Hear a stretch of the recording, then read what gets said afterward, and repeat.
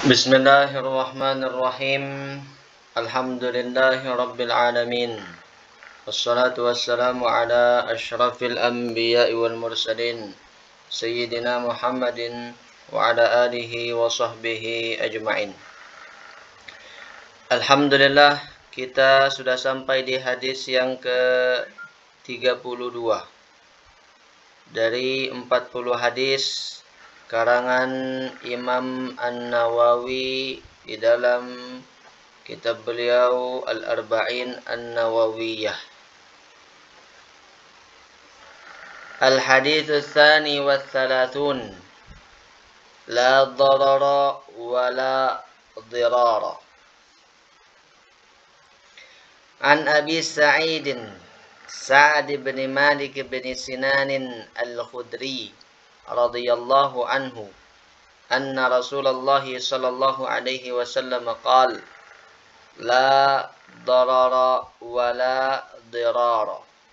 Haditsun hasanun rawahu Ibnu Majah wa Daraqutni wa ghairuhuma musnadan wa rawahu Malikun fil Muwatta an Amr bin Yahya an abihi anin Nabi mursalan fasqata Aba Sa'idin wa lahu turuqun yuqawwi ba'daha ba'dah. Hadis yang ke-32 dari Abi Sa'id. Ini disebut dengan kunyah beliau. Kunyah beliau dikenal dengan Abi Sa'id. Nama asli beliau Sa'd bin Malik ibn Sinan Al-Khudri, yang kemudian beliau dikenal dengan Abu Sa'id Al-Khudri. Dan beliau ini merupakan bagian dari kibarus sahabah, pembesar-pembesar sahabat Rasulullah Shallallahu Alaihi Wasallam. Dan beliau sangat masyhur di dalam periwayatan, di dalam kitab hadis. An Abi Sa'id Al-Khudri, an Abi Sa'id Al-Khudri, itu sering beliau disebut. Kurang lebih beliau meriwayatkan hadis 1170. Dan beliau pernah ikut berperang bersama Rasulullah Sallallahu Alaihi Wasallam, kalau nggak salah 12 kali. Nah, itulah tentang beliau sedikit.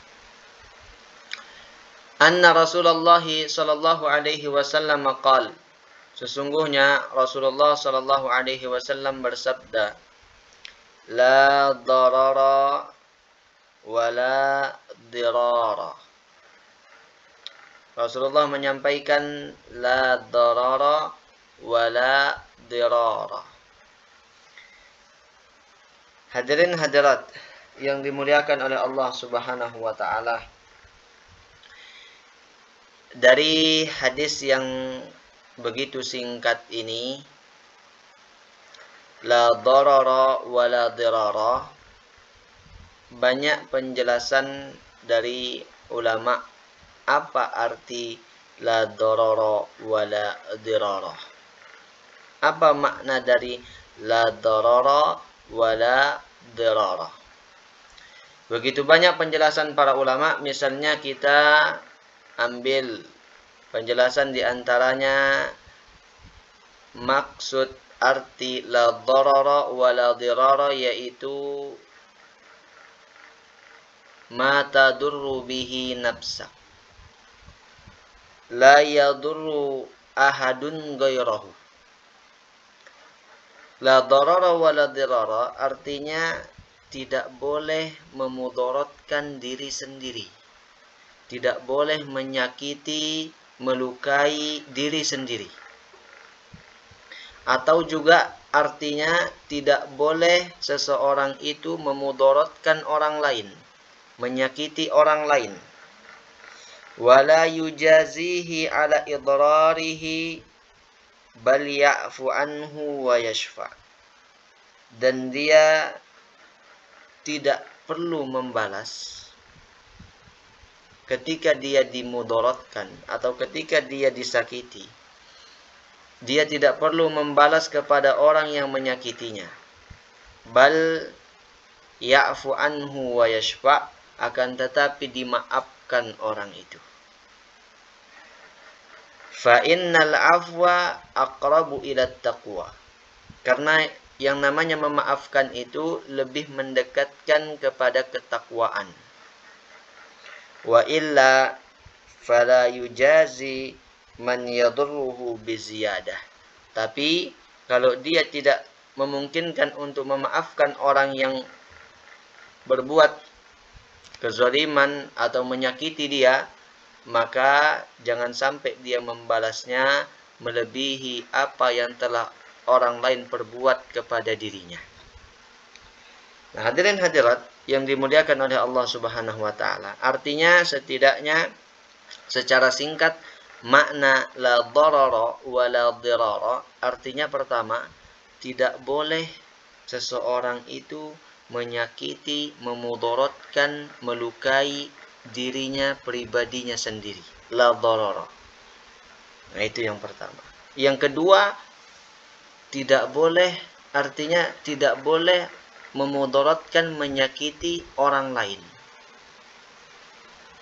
Dan tidak perlu membalas apabila orang lain menyakiti dirinya. Akan tetapi diajarkan untuk dimaafkan. Karena memaafkan itu lebih mendekatkan kita kepada ketakwaan kepada Allah Subhanahu wa taala. Nanti kalau dia tidak mampu untuk memaafkan, barangkali dia tidak bisa memaafkan, maka jangan sampai juga dia membalas kepada orang yang berbuat atau menyakiti dia melebihi apa yang orang sudah perbuat pada dirinya.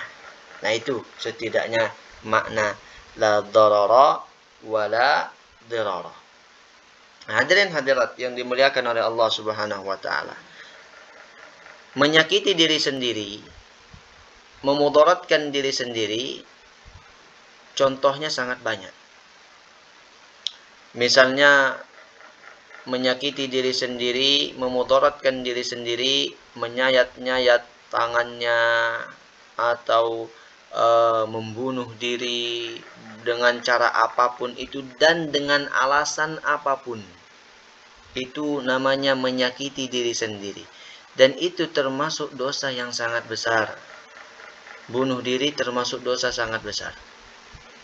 Bagaimanapun alasannya. Bagaimanapun alasannya dan bagaimanapun caranya dia membunuh dirinya. Dengan cara menusuk perutnya sendiri misalnya, na'udzubillah, atau dengan menggantung dirinya, atau dengan lompat di atas jembatan, turun ke sungai, ke laut misalnya. Nah, itu bentuk memudaratkan diri sendiri, yang mana itu sesuatu yang dilarang dan perbuatan yang haram. Dan balasan ancaman bagi orang yang membunuh diri kelak nanti ketika dia mati, ketika dia sudah mati, maka dia akan disiksa dengan apa yang sudah dia lakukan. Yang apa yang sudah dia lakukan, cara dia membunuh dirinya itu. Misalnya dia membunuh dirinya dengan menusuk-nusuk perutnya. Dengan menusuk perutnya misalnya. Maka nanti akan diperlakukan seperti itu ketika dia mati. Terus menerus disiksa dengan yang demikian itu. Atau dia misalnya membunuh dirinya dengan menggantung dirinya sendiri. Maka dia sama akan diperlakukan dengan cara seperti itu, nanti disiksa. Terus dia menggantung dirinya tidak selesai-selesai. Nah, itu bagian daripada memudaratkan diri sendiri. La darara. Memudaratkan diri sendiri. Adapun memudaratkan orang lain atau menyakiti orang lain, juga banyak sekali contohnya, baik dalam bentuk ibadah atau dalam bentuk muamalah atau dalam bentuk adat, kebiasaan. Dulu di zaman Rasulullah Shallallahu Alaihi Wasallam ada seseorang yang memiliki unta. Suatu ketika seorang laki-laki ini pulang dari pekerjaannya di tengah malam, larut malam, mau petang. Dia pulang bersama dengan unta yang dia miliki di petang hari. Kemudian belum sampai di rumah, dia singgah di masjid untuk melaksanakan sholat berjamaah. Pulang sore-sore, petang-petang itu. Pulang dia. Sampai di masjid, dia bertanya, siapa imam di masjid ini? Orang-orang di sekitarannya kemudian menjawab, imam di masjid ini adalah sahabat Muaz bin Jabal. Sahabat termasuk pembesar sahabat, yaitu Muaz bin Jabal. Muaz bin Jabal yang menjadi imam di masjid itu. Akhirnya laki-laki tadi dengan masih membawa unta yang dia miliki, untanya diikat di pinggir masjid, kemudian dia sholat berjamaah bersama dengan sahabat Muaz. Ternyata sahabat Muaz ketika mengimami di situ, di masjid itu, rakaat pertamanya Al-Baqarah. Al-Baqarah kurang lebih 2 jusan Al-Baqarah. Itu yang dipakai sholat sama Muaz bin Jabal. Ayat kedua, rakaat kedua An-Nisa lagi. Laki-laki tadi yang mengikat untanya itu nggak tahan. Baru pulang kerja, kemudian belum sampai rumah, mana bawa unta diikat lagi di pinggir di sebelah masjid. Nggak tahan. Akhirnya si laki-laki ini mufaraqah. Mufaraqah lah laki-laki ini. Ketika dia mufaraqah, selesai sholat, orang-orang melapor kepada Muaz. Wahai Muaz, tahu nggak tadi di sini ada laki-laki baru pulang kerja, bawa unta, kemudian dia ikat untanya di situ, dan dia sholat berjamaah bersama kita. Tapi karena engkau membaca ayat di dalam sholat, surah terlalu panjang, akhirnya dia mufaraqah. Begitu dikasih tahu sahabat Muaz. Apa kata Muaz? Kata Muaz, orang yang mufaraqah itu adalah orang yang munafik. Mendengar kata-kata Muaz mengatakan seperti itu, laki-laki tadi yang memiliki unta nggak terima. Akhirnya berita ini dibawakan kepada Rasulullah Shallallahu Alaihi Wasallam. Rasulullah kemudian memanggil Muaz. Kata Rasulullah kepada Muaz, afattanun anta ya Muaz, afattanun anta ya Muaz, afattanun anta ya Muaz. Apakah kamu ingin membuat orang lari dari Islam, wahai Muaz? 3 kali Rasulullah SAW menegur sahabat Muaz ini. Apakah kamu membuat orang lari dari Islam, wahai Muaz? Falau sallaita bisabbihi isma rabbikal a'la wasyamsi wa duhaha wal laili idza yaghsha fa inna man yusalli wara'ak al-kabir wad dha'if wa dzul hajah.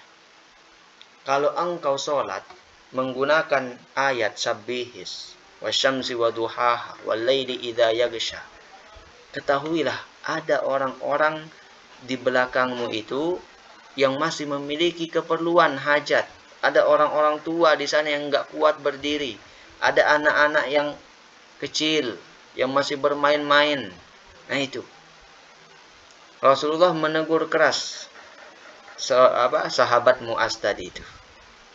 Nah, hadirin hadirat yang dimuliakan oleh Allah Subhanahu wa taala, ini juga pelajaran bagi kita. Kita itu artinya harus pandai-pandai meraih siapa orang yang di belakang kita ketika menjadi imam.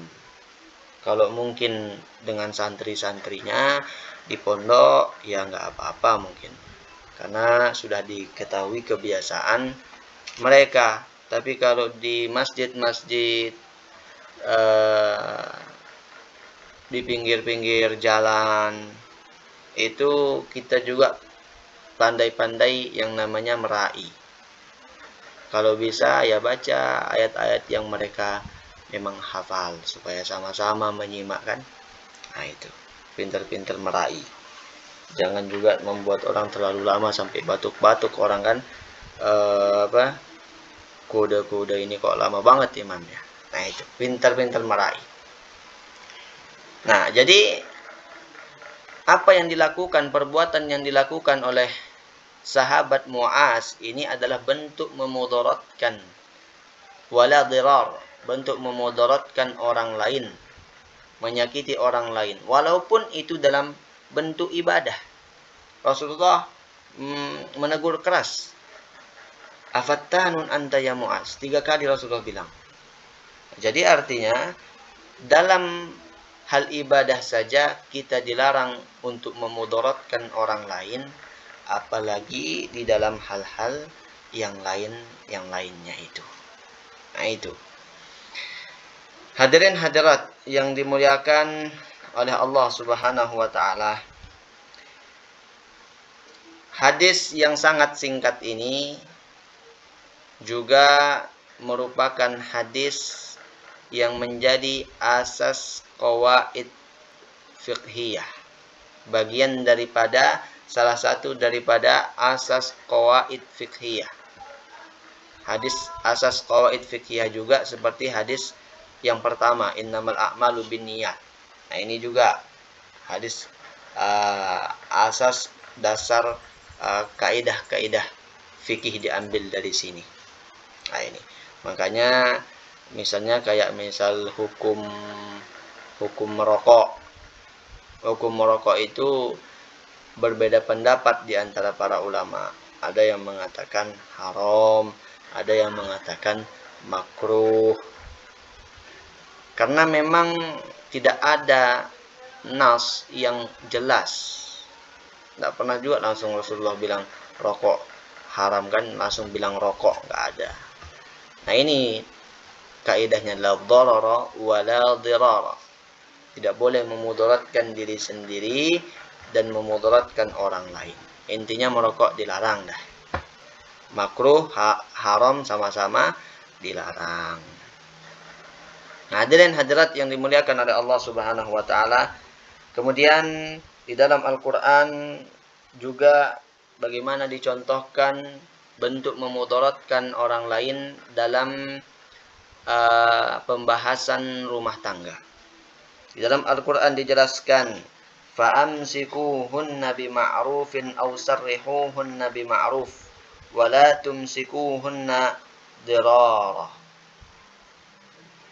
Fa'amsikuhunna bima'ruf, maka tahanlah istri kalian, perempuan kalian, tahanlah dia dengan cara yang baik. Pergaulilah dia dengan cara yang lemah lembut, yang baik. Tapi kalau kamu sudah tidak menginginkannya lagi, maka lepaslah juga dia dengan cara yang baik. Jangan kamu menahannya dalam untuk memudaratkannya. Artinya kalau masih suka, ya sudah, pergaulilah dia dengan baik. Tapi kalau sudah enggak mau, ya sudah, lepas juga dengan cara yang baik, yang baik-baik.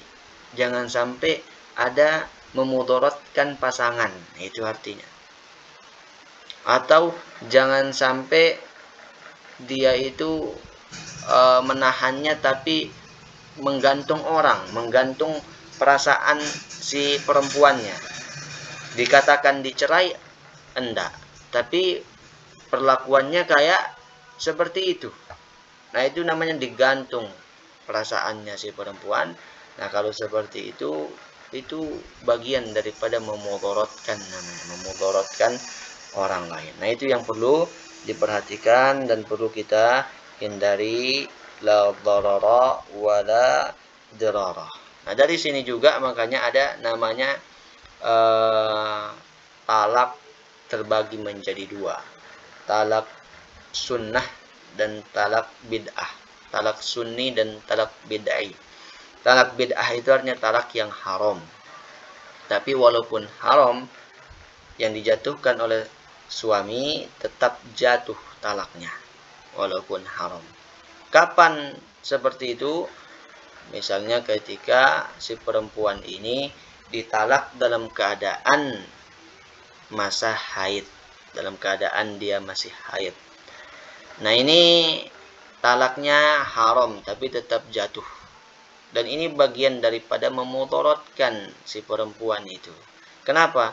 Karena akan menjadikan perempuan ini masa pembebasannya itu, masa lepasnya itu, masa iddahnya itu menjadi lebih lama. Dan itu bagian daripada memudaratkan.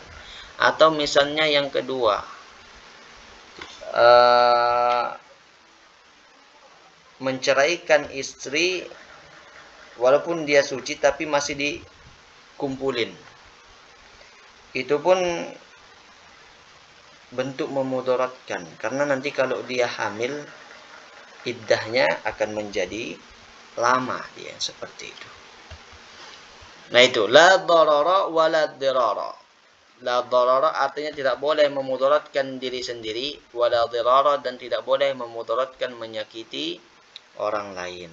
Menyakiti orang lain dalam bentuk ibadah, dalam bentuk muamalah, dalam bentuk kebiasaan kita, dalam bentuk ibadah saja tidak boleh, apalagi yang lain. Intinya di dalam syariat kita yang telah Allah tetapkan itu, sebisa mungkin kita menjauhkan segala macam mara bahaya, baik pada diri kita maupun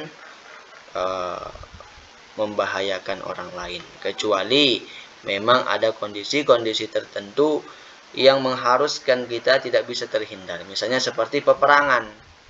Kalau seperti itu ya nggak bisa, kita harus melawan peperangan. Bahkan orang yang kabur dari peperangan itu termasuk dosa yang sangat besar.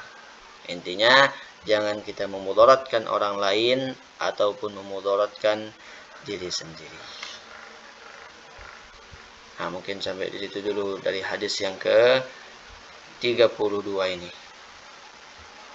Mudah-mudahan ada manfaatnya, bisa kita amalkan sama-sama. Nanti kita lanjutkan insyaallah di hadis yang ke-33. Wallahu subhanahu wa ta'ala alam.